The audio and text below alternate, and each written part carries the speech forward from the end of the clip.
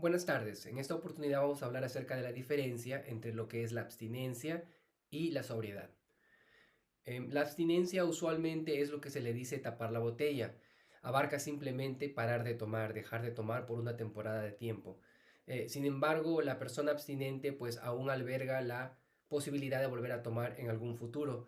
Eso es el equivalente a lo que se habla con la fuerza de voluntad por periodos de tiempo. Muchas veces los bebedores tienen la capacidad de dejar de tomar, ya sea por un tema laboral o por un tema familiar o personal, pero usualmente esta fuerza de voluntad se va deteriorando a través del tiempo. Entonces, ya a través del programa luego se empieza a utilizar lo que es la buena voluntad, que es un concepto distinto.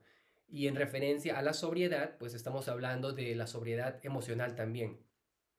Claramente para conseguir la sobriedad primero se necesita la abstinencia y ya a raíz de eso viene lo que es la sobriedad de las emociones, cuando eh, las relaciones interpersonales empiezan a cambiar en la vida de la persona, cuando la misma persona ya no alberga la fantasía de volver a beber inmediatamente, pero más bien empieza a ver los beneficios de recobrar sus facultades, de tener mejor coordinación, de estar más alerta, de tener más energía.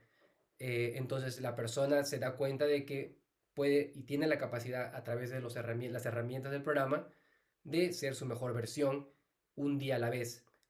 Sin embargo, pues hay veces que las personas pueden tener días de abstinencia donde no se sienten muy conectados a nivel espiritual con el programa y con su recuperación, pero saben que no pueden tomar porque malas consecuencias van a suceder como resultado.